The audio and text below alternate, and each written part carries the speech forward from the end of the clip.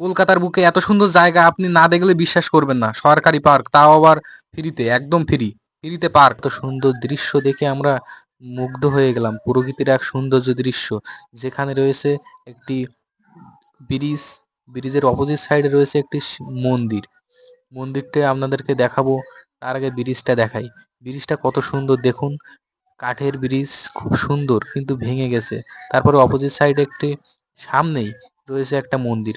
দেখুন শিবলিঙ্গ, বাবা ভোলেনাথের মূর্তি, খুব সুন্দর দৃশ্য একটা। দেখুন আমার ভাই কি করছে, সৌন্দর্য দৃশ্য একটা।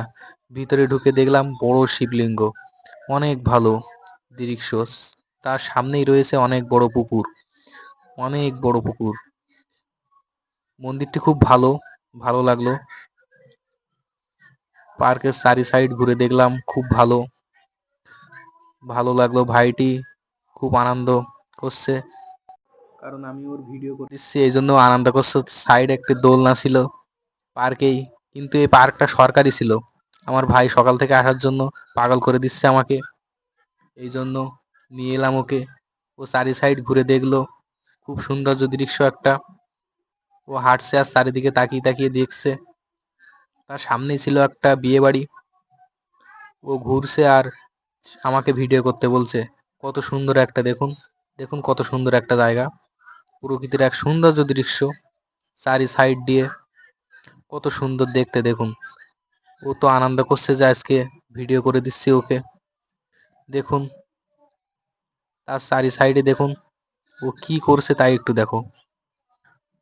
আমি ভিডিও করে দিচ্ছি, ও ওকে, তাও ওর হচ্ছে না।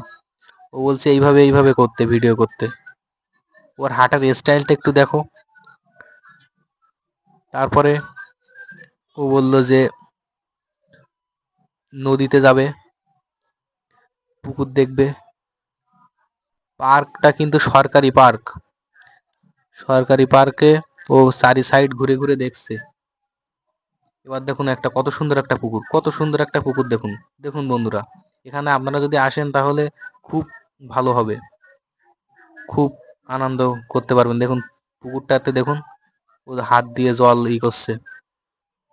তারপরে দেখো কত আনন্দ করছে ও, দেখো। ঘাটটা কিন্তু ওর খুব ভালো লেগে গেছে। এখান থেকে ও মোটে যাবে না, আমি জোর করে বাড়ি নিয়ে এসেছি।